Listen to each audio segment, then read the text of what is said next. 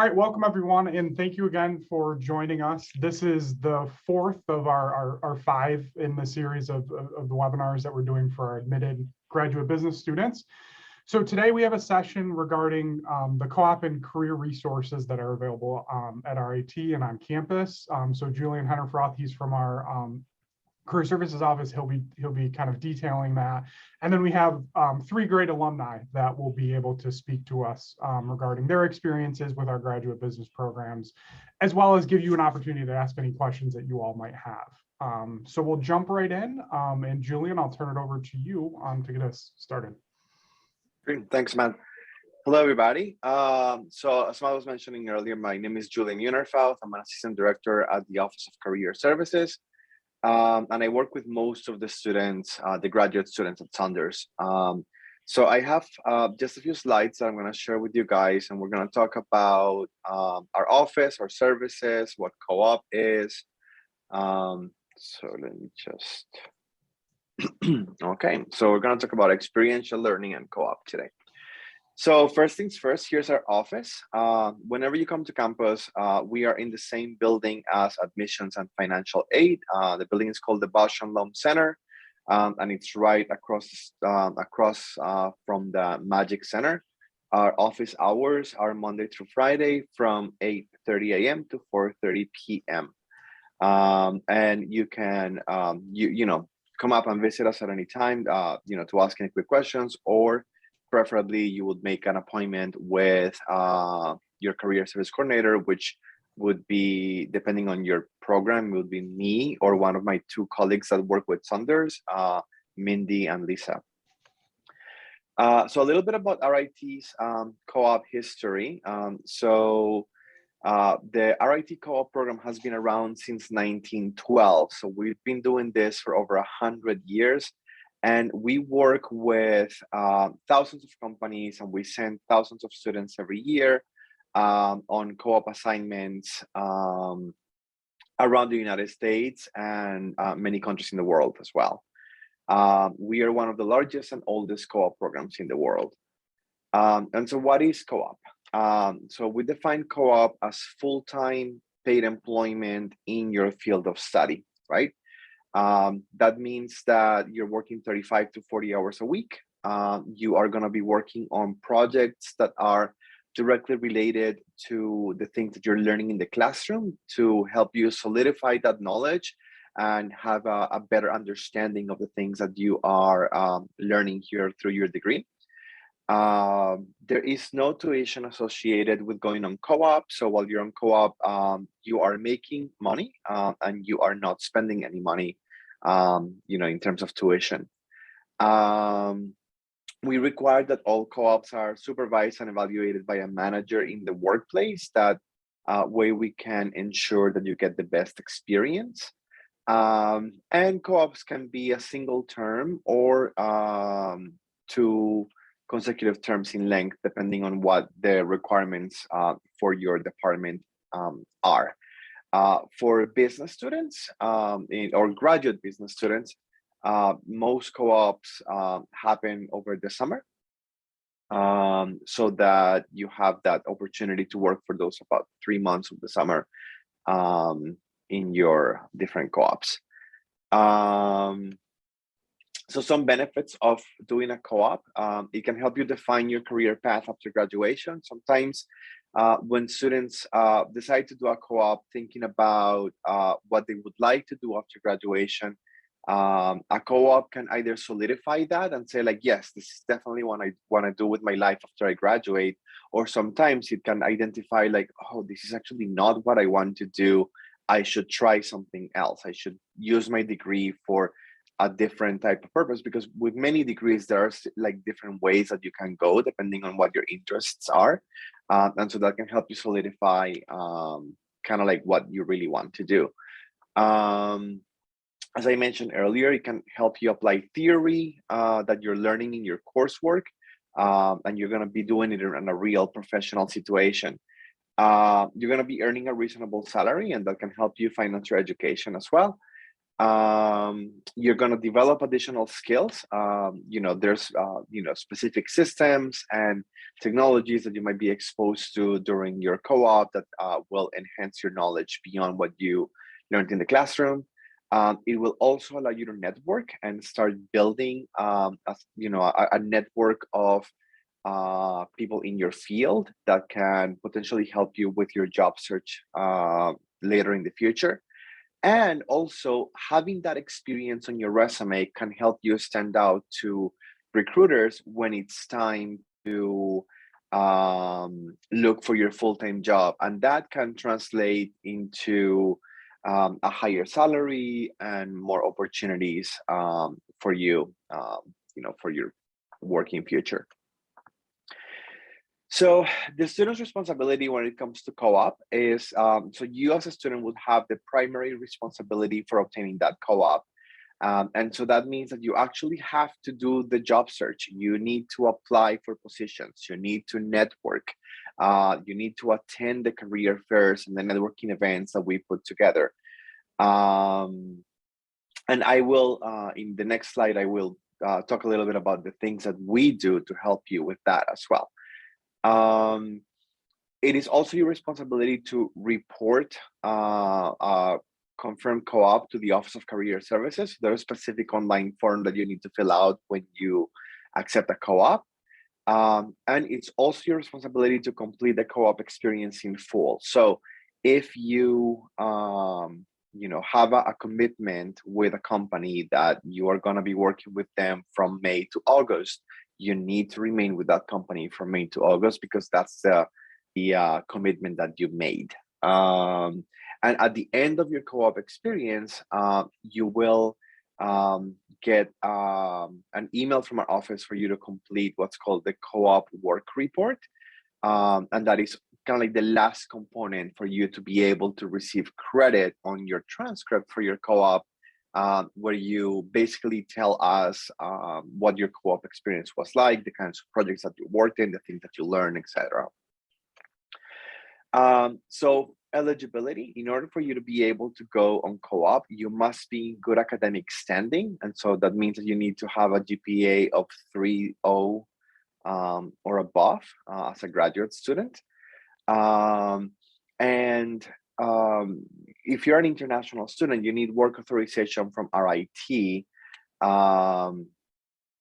and you are not allowed to go on co-op until you have completed a minimum of 2 consecutive full-time academic terms. So that means that, for example, if you start your degree in the fall semester, you need to be on campus full-time for the fall and for the spring before you become eligible to go on co-op that summer. Some of our employer feedback when it comes to our students that go on co-op is that our employers rank RIT co-ops high in the areas of innovation, critical thinking, reliability, ability to pick up new technologies and skills, adaptability and ethics. And some of the fastest growing industries that we're seeing when it comes to co-ops and jobs are things that have to do with like the solar industry, wind energy, statistics and data analytics, software development, information security, etc. So how we can assist. As I mentioned earlier, you have the primary responsibility for finding your co-op, but we're here to help you. So some of the services that my office provides is we do individual career advisement. And so that means that you are able to come and meet with us one-on-one, where we can talk about what your career goals are, the kind of jobs you're looking for. We can help you craft a job search strategy so that you know the right jobs to target, the right people to network with. We also create several career workshops that you can attend. And so those happen every semester, where you will have the ability to learn how to write a resume, how to write a cover letter, get interview tips and things like that. You can also come to our office for resume reviews. So we'll be happy to take a look at your resume, also your cover letter, if you want us to review that. We can do mock interviews with you. So if you feel like you need a little bit of extra practice, we're happy to do that. And not only do we have like mock interviews that you do with us, but every semester, we also run a program that's called Mock Interview Day, where we have employers. So some of our employer partners volunteer their time to come and practice interviewing with you. So you will have an opportunity to sign up for one of those slots and just get interviewed by a real employer who will give you feedback on your interview skills. We can also help you with employer outreach, help you with contacts in companies, as long as we have those contacts available and they have allowed us to release their information to students.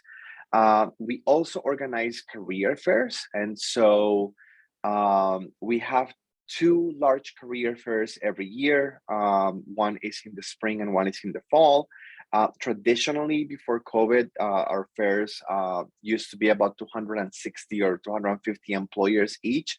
Still with, we're getting back into in-person career fairs, and this semester we did one with 150 employers because we still wanted to give them a little bit more space, but we're hoping that by the fall, things will be normal enough again that we are able to just go back to having our full blown career fairs.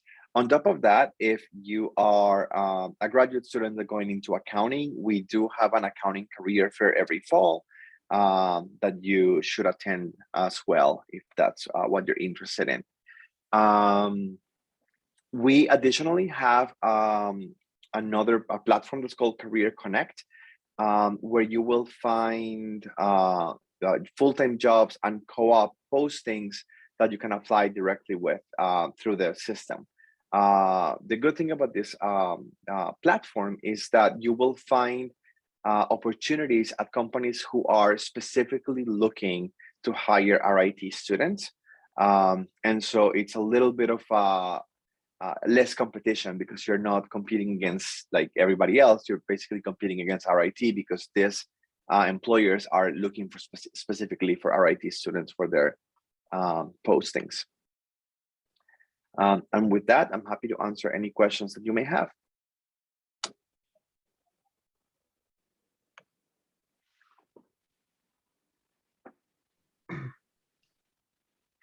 Thank you, Julian. Really appreciate it. This is always great context, and we always get tons of questions, obviously, co-op, so it's a huge piece of what we do. So any questions for Julian from the audience on anything?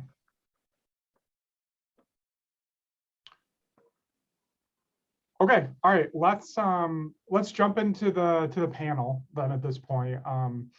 So for the panel itself, I would just ask anybody in the audience, if you have questions, certainly welcome you unmuting yourself, and you can certainly vocalize it because we have a small group, or certainly throw the questions in the chat as well. We have some questions. I have some canned questions prepared too that we'll ask, but yeah, so let's get started. Let's just go around. I'll start with Austin and then Claire and Ken, and we'll just brief introductions, kind of where you're at currently professionally, and then we'll go from there.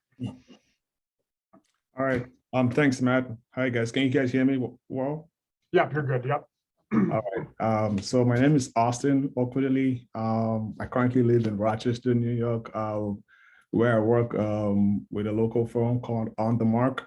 I work as IT and program manager and specialize in utility management, underground utility management. You can see the flag behind me is the 811 call before you dig flags. You might see it around when you drive, sticking in the ground. I manage IT for the business. I also manage the operations of family-owned real estate business back in Nigeria, originally from Nigeria. Came into the US for my master's program at RIT in 2016, where I got my MBA.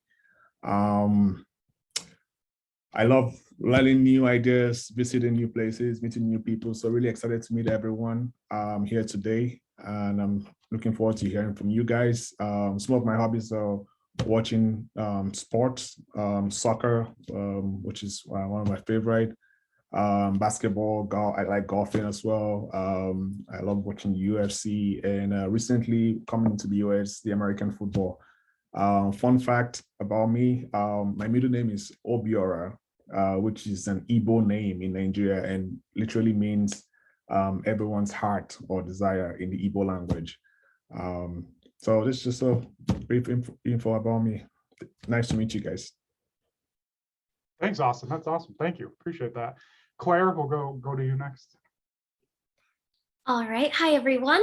My name is Claire Candelori. I'm originally from Glastonbury, Connecticut, and went to RIT for my undergrad in industrial engineering, and then I stayed to do my MBA. Currently, I work as a process improvement analyst at Navy Federal Credit Union. We are the world's largest credit union and serve military members, families, and friends. So it's quite a big range of people that that we support. My job is a really nice mix of my undergrad and graduate studies, the process improvement from industrial engineering, as well as a lot of the data analytics and business concepts that I've learned during my MBA. So it was a really great experience to continue my education with Saunders. And now I am working in the systems and process improvement team to help develop dashboards and create really awesome reports to help our underlying business processes and overall help make our members much happier and help to grow the business. So that's a little bit about me. Thanks, Claire. Really appreciate it. And Ken? My name is Ken. I worked with the Cleveland Cavaliers since 2015. So right before that, fortunately, the 15-16 championships. That was a fun year coming out of RIT. I went to RIT for undergrad and graduate. So my undergrad 4-year was in marketing. And then my graduate year was obviously the 4+1 with a focus in communications and more of the global studies too, looking to work hopefully internationally. With the Cavs right now, I manage a team of a few analysts, 4 or 5, hiring a new one soon. But basically, our department is in charge of all standardized reporting for the entire organization. Historically, in sports, that's been a lot of ticket sales and corporate sponsorship deals. So jersey patch or naming rights for the arena are some of the larger deals. But now the overall goal is to expand through other departments to include finance, accounting, marketing, digital, more online assets rather than just the physical assets that have been pretty historical in ticket sales and sports in general. Awesome. Thank you, Ken. And remind me, the Cavs are back on the winning side, right? They're doing pretty good this year, right? Yeah, so we've definitely seen the high ends, the low ends, and now we're starting to peak hopefully fairly soon. Yeah, cool. Yeah. Awesome. Great. So yeah, like I said, if you all have any questions, definitely fire away in the chat. I do have some canned questions we'll start with. Now, some of these, I'm going to try and keep a lot of these career centric, but some will spill over just into experiences, within the grad programs and whatnot. So the first one I would ask, just kind of stepping back and thinking about things and putting yourself in the student's shoes that we're working with today, what advice do you have for students starting their graduate degree in Saunders? Claire, if I could start with you with that on that question. Sure. Yeah, the best advice that I can give for a grad student starting off would be really get to know your professors and, more importantly, participate during lectures. And the reason I say that was the biggest difference that I noticed from undergrad to grad is that graduate lectures are actually mainly discussion based. It's not a lot of just absorbing the material that's taught to you. So you do a lot of prep work, but the discussions, I was a little worried starting off because I was like, I'm used to the normal traditional lecture. I don't know how that's going to go. And I got so much out of participating during all of during my lectures and discussions, and it actually really enhanced my learning, and I got a lot more out of my classes, and it really helped me to create a really solid foundation, and it increased my confidence as well with understanding the material. So and with that, as you participate and discuss more, your professors get to know you a lot better. And I actually definitely took advantage of that. And my professors were able to help me, not just inside the classroom and help me continue on my learning, but also, with my own interests, with my career, where I see myself professionally, I'd be able to go to them. And because they got to know me through my participation, they were able to help me a lot better. So, and there's also the grad class sizes are also a lot smaller too. So it's a much more intimate setting. So those are the two best pieces of advice I can give. Thanks, Claire. I love that, because that is a very key difference, is the seminar style, the discussion-based content that you'll get. So that's a great point. Thank you.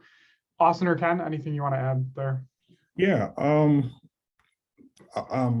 Obviously, as an international student, when I came in, my perspective, will be a bit diverse. I would say if we have any international students coming in, make sure you come with your winter jackets.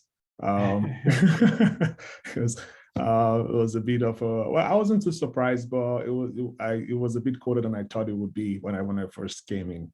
But really, I would say three main points I want to highlight is number one, connect and build a diverse community around yourself, especially coming from a different society or different environment and coming into the US. For me, it was the first time coming to the US to live in school in the US. So a lot of my experiences was new.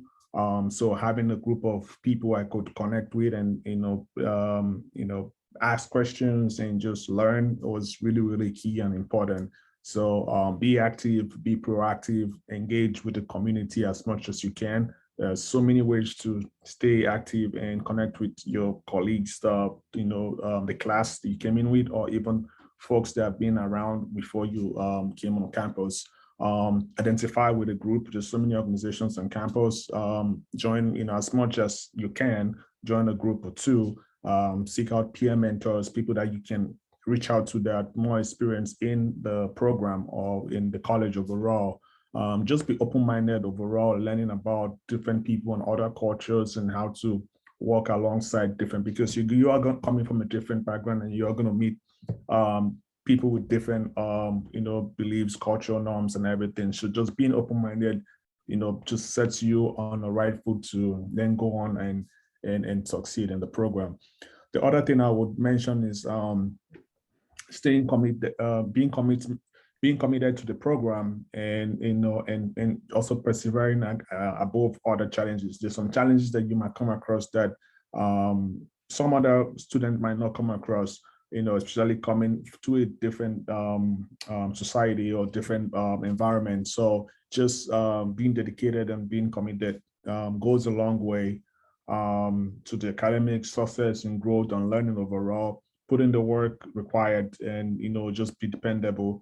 Claire mentioned something about reaching out to like the professors and being active in classes. That goes a long way because, when you speak up, it helps either confirm what you know or help you learn something you didn't know you didn't know that you didn't know, I guess. So just persevering through difficulties when it comes to job search or when it comes to co-op, like Julia mentioned earlier. You are responsible for those things and you have to put in the work to to be successful, I guess.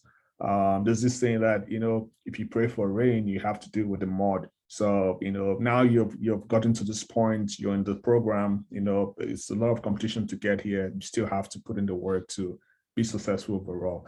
And overall, the last thing I'll mention is just be consistent, with the little progress, overall would eventually build to the overall goal. So they say tiny drops make the ocean, right? So just little progress, little wins is better than no progress. So just keep working on it, and I think you'll be successful. Thanks, Austin. Really appreciate that insight there. So I think another theme that I think Claire, Austin, and Julian have touched on is the networking piece. So Ken, I'll start with you. What were some of the things you did at RIT? And again, for you, this could be undergrad or grad, that helped you build your network and ultimately get into the role that you're in. Because, working for a professional sports organization, that's, that's a relatively unique role. So what were some of the things that you did to help build your network when you were here at RIT? The one thing is the way that I kind of go in business and at RIT was I found a few professors who I actually challenged myself, a few professors who were outside of my sole interest. So when I joined RIT, I was actually undecided as an undergrad, going something between like color science, which is a little less creative, to marketing, which was much more the creative side. And I was always more on that creative marketing and graphics side of business. But I challenged myself and I became fairly close with Vic Parati and Professor Hansen, which was more of the MIS side and more of the digital space, which I at that time was not at all interested in. But I challenged myself and I became more knowledgeable in those topics. And then even at the end of my senior year of undergrad, I told myself that I would never go into anything related to MIS again, much more of the creative side, even if I did know and learned more of that MIS side, the digital portion. And now, 7 years later, my role is dependent on building backend systems, building visualizations for organizations. And so the complete opposite of where I saw myself. I mean, that was 11 years ago. Now it's just wild. But it's really just not just getting to know people who you are comfortable with, but getting to know people who will expand your horizons, introduce you to worlds that you would never have experienced otherwise based on your natural interests, right? And for the business world in general, it's just really getting to put yourself out there. And I know it's very repetitive, just say network, but you want to do it in the way where you're not looking at it specifically for business networking. It's just really getting to know people. You don't want to really look at networking as I'm going to try to use this person to get a job. Try to connect with that person, ask about their interests, share your interests. So then there's a mutual gain between the two, and then it'll naturally progress into what you would consider a friendship, and really it's both sides helping each other out. Awesome. Thanks, Ken. That's fantastic advice. Really appreciate that. Any other comments there regarding networking from Claire or Austin on that topic?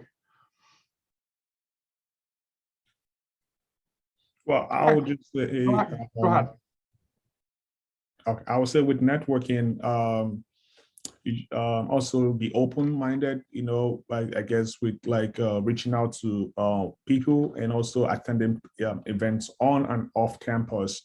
One thing I remember doing during my time when I was in RIT is I tried as much as I could to attend off-campus events as much as I did on-campus event as well, because that opens you up to a broader set of people that you can meet. I got to meet business owners and hiring managers off campus, events. So as much as you can avail yourself to those types of building workshops and seminars, and you're going to see a bunch of them coming through the RIT emails. The Office of the Career does a very great job at sending, those types of events and activities as they come along. So just as much as your schedule permits, try and attend those networking events. And when you're in those events, try and engage with folks that you see. One good tip I would give is have a business card or a card, just saying as your name and contact details that you can give out when you're talking to, potential hiring managers or just people that you come across with.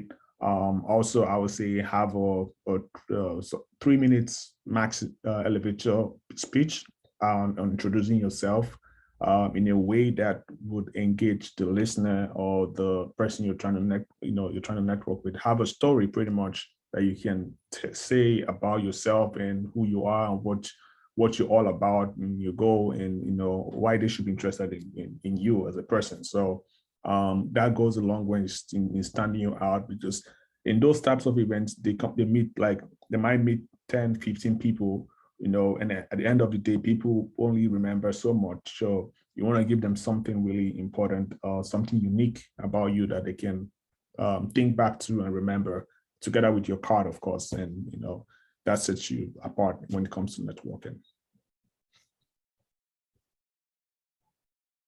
Awesome. Thank you. Thank you, Austin. I appreciate that. Great stuff. So, all right, so let's get into the co-op component. Obviously, that's a huge part of what we do. And again, for Ken and Claire, if you did co-ops as an undergrad and undergrad student, I still, certainly reference that content. But, and Austin, I know you did a co-op as a grad student, right? So if you completed a co-op experience, if you can just describe that experience, kind of what it was like, the process of securing it. And then ultimately, the culminating piece of that is, how do you feel it prepared you for the workforce and helped you jump in? So Claire, I'll start with you and then we'll kind of work around there. Sure. So, so for my undergrad, I did it in industrial engineering, and we have a 4-block co-op requirement. So I actually have done multiple co-ops and been through the process many times as an undergrad. So the best thing that they did was right before our junior years are split up into 2 years, and we had to take a co-op prep class, which was hosted by the career services. And they did a wonderful job prepping us, pretty much doing everything that Julian went over into a class lecture form, and it was really, really helpful.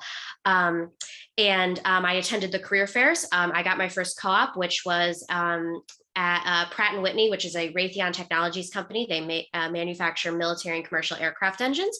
That job was a traditional industrial engineering role, and it was a double block of co-op. So I was there for 8 months. And that was actually the co-op that helped me decide that I wanted to continue my education and that I needed to get my MBA, because I remember exactly where I was on the shop floor, and I was doing stuff.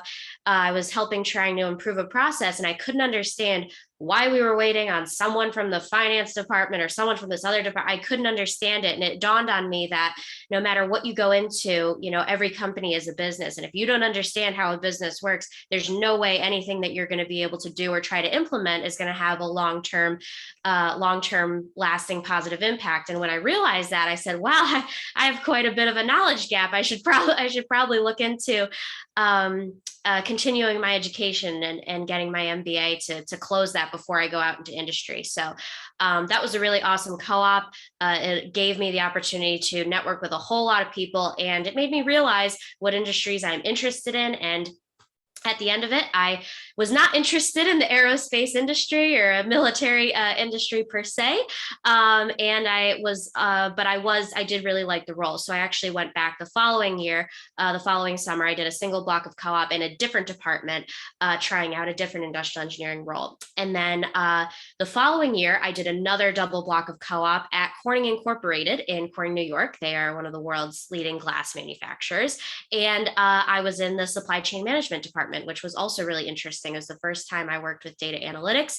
It gave me a chance to utilize process improvement in a very different way and see what other opportunities were there.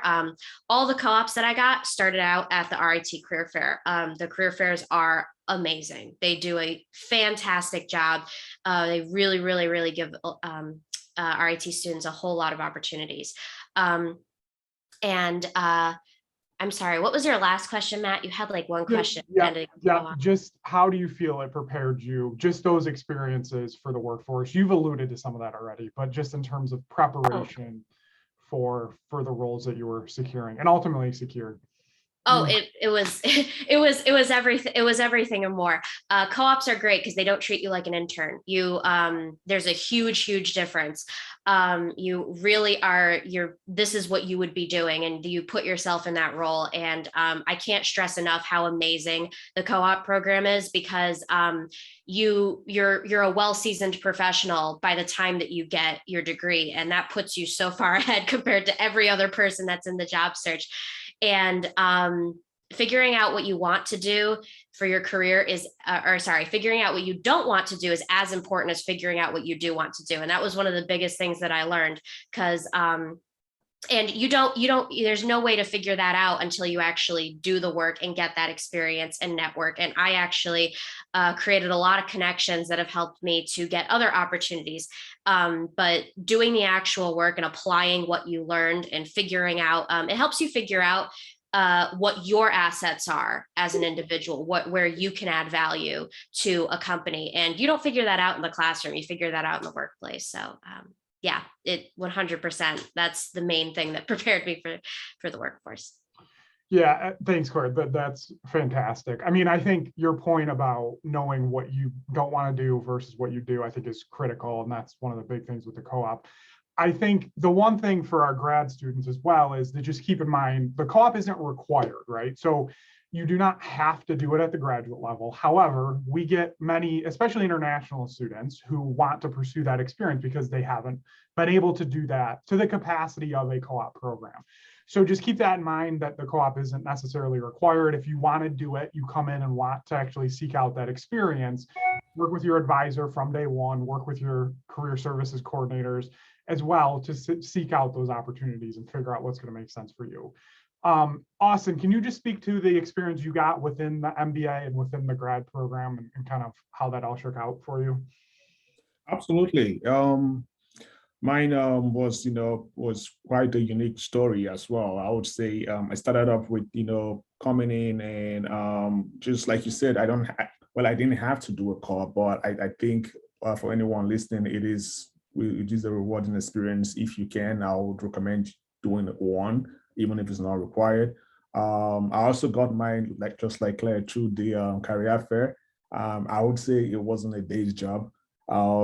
I started up looking online, applying to as many companies as I could that sparked my interest. I actually attended 2 career fairs before getting the co-op opportunity. So if you try the first time and you don't get it, try again, because at the end of the day, you just want to keep putting your foot out there and showing that you deserve a shot at one of these great companies.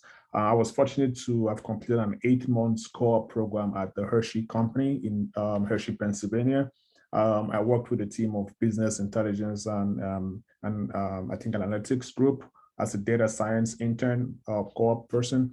I worked on a pretty cool project actually, and the overall experience was just amazing. I got to develop an enterprise solution that was adopted by the organization with the potential of saving the business millions of dollars. I also got to meet with senior executives in the company and present my solution to the leadership team as well. So it was overall really rewarding experience. On top of all that, I was appointed the ambassador for the internship program, which pretty much involved leading a group of about 10 interns within the IS, which is Information Systems Group, on various activities. And we also worked on the project together. We got to visit the whole, lots of tourist attractions within the Hershey area. If you know Hershey, the chocolate company, there's Hershey Park, chocolate factory, chocolate world, I think it's called. The Hershey School for Orphans, created by Milton Hershey, who is the founder of Hershey. So overall, it was really a rewarding experience. Hershey, like we all know, is a Fortune 500 company. So being in that type of environment and learning from really seasoned professionals sets me off on a really great part for after graduating. Because right after my internship experience, I got a full-time offer with a local firm here in Rochester, where I work till now. And given my background, my background is actually in computer science, and then I came to RIT for my MBA program. So I became the IT manager right off the gate for the company, where I worked for about 3 years, and then now I'm transitioning into a program/project manager. So overall, the internship experience was really rewarding. I would recommend it to anyone that's thinking about it. Thanks, Austin. That's awesome. So Ken, I'm gonna throw one more question kind of into this overall kind of concept here, and I'll throw it to you. But what would you say are some of the differentiators that help set you apart in the job search process? And I know for you, I think you did your co-op with the Cavs and then were able to jump into that role. But what were some key things that just helped set you kind of apart throughout the process? Yeah, so there were two differentiators. One from more of the work side, one from more education. So on the education portion, and all of it, including the work, was actually my part-time work that I did for 4 years at RIT. From education, my final undergrad class that I took, again with Sean Hansen, who I mentioned before, MIS class, very introductory. So, it might be something I need to know at some point in the future, even though at that point I wasn't very interested in it. But Sean was a great professor. The course was very, very detailed and increased my just overall awareness for that type of career path, and just the knowledge in general outside of the more graphics and communication side of marketing. So that one course gave me a lot of the insight that I need now to do my day-to-day with the front end building visualizations, or the back end working with the data operations team and how to build data sources. All that entry level knowledge that I had back then was a big differentiator when I started working for the Cavaliers in 2015. Another course going to the grad year, again with Vic Parati, who I mentioned earlier. It was a full semester course on a software called Tableau. And at that time, it was much more up and coming than it is today. For my interview that I had back in 2015, our company here was very introductory towards that software in general, and they were looking for someone for the team to lead the development of visualizations and really training and just complete overall strategy of how to manage the server and really the entire software. So bringing in my coursework from that semester right away, put that down on the table, and they said, you should have started this, for your interview. Why did you wait 10 minutes to bring out these examples? But that was something right away. They saw those examples. They saw the history I had with the software that was, again, very introductory. And that's something that RIT, no matter what department or what school you are taking courses in, they always seem to be ahead of the curve when it comes to technology. I mean, there's technology in the name of the university, right? But that's something that's very true. And then every time I go back and visit, they're always talking about the new and upcoming technology that the students are working with, and now I become jealous because we don't even have that here. So it's something I wish, as you graduate, the school keeps advancing, and you're like, oh man, I wish I had access to that when I was a student. As far as working, I worked with the customer relationship management programs at RIT for both undergrad and graduate admissions. So I would help prospect students put the information in and manage everyone who is interested in the school. And for the grad school, really understand what the target market was for different students all around the globe. And that was something at that time, it was just me and one other individual who then left for active military service. So it was me really just managing everything that had to do with customer relationship management, which then going to the Cavs, that was another piece that they were very interested in. The combination of the back end managing of our CRM platform here, along with the analytical side. So not just collecting the information, but reporting and creating transparency around all the data that exists. Thanks, Ken. That's awesome. Really appreciate that insight. We have, I know Ken's brought it up, but I think the MIS piece and that connection that we have with that program and the way it's infused in the curriculum, I think is key. And we throw MIS around a lot, but just for those that might not be super familiar with it, it's management information systems. It's that connection between the business side and the tech side of a business at the kind of highest level, without going into too much detail. But you will have courses really regardless of program or opportunities to infuse that particular coursework into your curriculum. So we have a data analytics course you can do. You have the foundational MIS course, and then a bunch of electives you can pick from. So, I think that's something important to keep in mind too, and with all our programs now being STEM designated, including the MBA, you have that opportunity to infuse a lot of that stuff in. So I think the final question we'll close with, and Austin, I'll start with you. Ultimately, what led you to Saunders College and ultimately studying business at Saunders College? Yeah, great question. It's funny how many times I've been asked that question coming from Nigeria. Coming from Nigeria, it's like, oh, why Rochester of all places in the US? Like, yeah. Yeah, but really, it all boiled down to a few things for me. When I did finally decided I wanted to come for my master's degree program in the United States, um, one was location, then I guess the curriculum of the college I was going to apply to. The reputation also played a key part for me, and then obviously I got some financial support with the past scholarship. But during my research into colleges, I came across RIT, well-ranked institution, globally in the US as well, top 100. Any college, to me, any college in the top 100, even 150, it's really, really a great college to attend. So right off the gates, that sets RIT apart. I was immediately attracted to Saunders Business School due to its affiliation with RIT being a technological school. Just as someone mentioned earlier, with my background in computer science, I've always been passionate about tech. So RIT being a tech institution and having the business component part of it, that just was really, really attractive for me.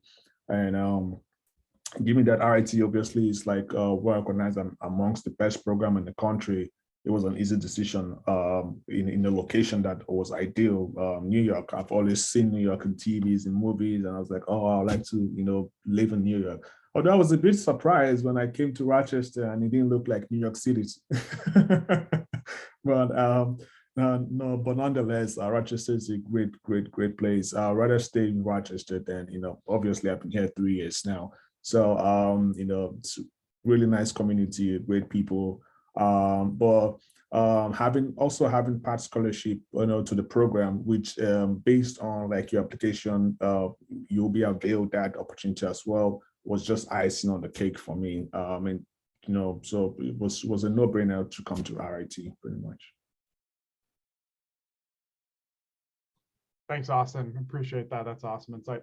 And then Ken and Claire, I know you guys, obviously you did undergrad here, but what were some of the things ultimately that led you to continue on with your education and ultimately, stay at RIT and with Saunders to ultimately do that?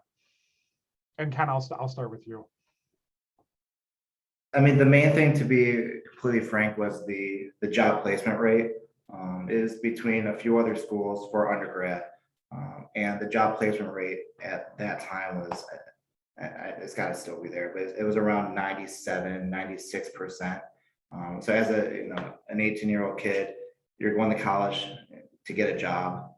So that was my top priority, of course. But overall, it was just the unique community that's there.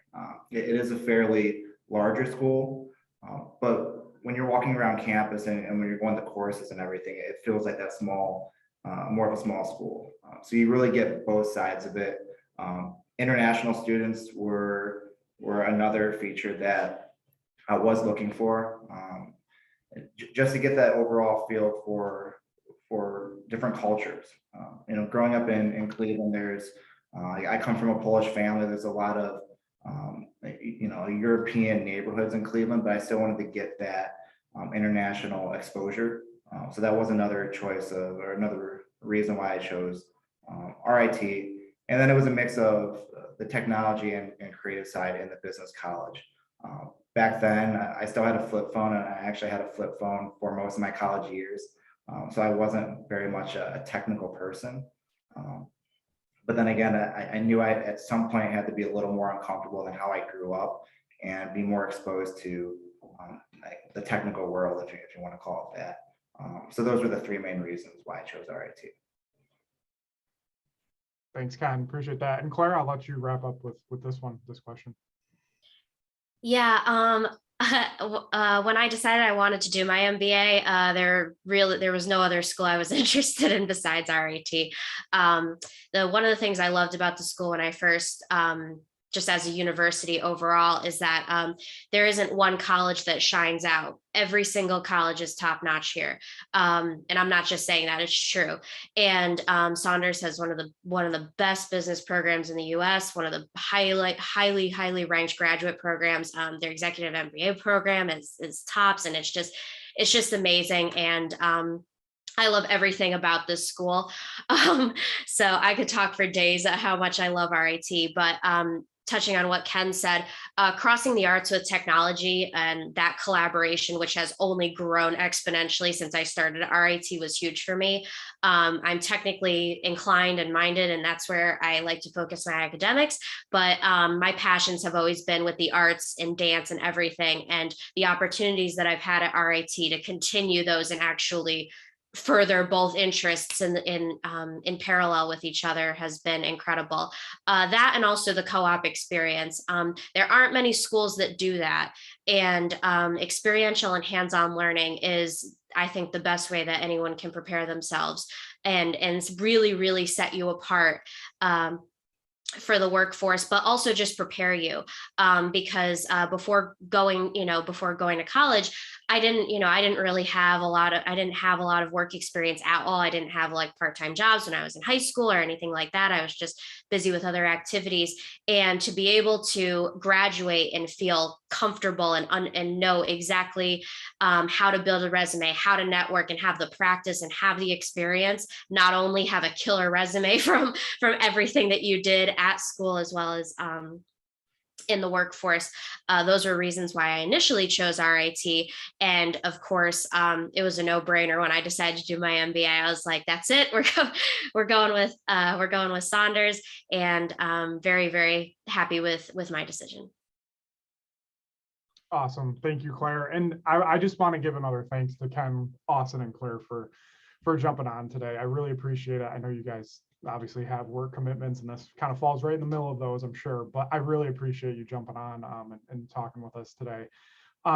So that'll wrap up this session for us. I do just want to remind everybody, our last session is actually 2 weeks from today. I'll be on vacation next week, so we're going to skip next week and go to the 20th.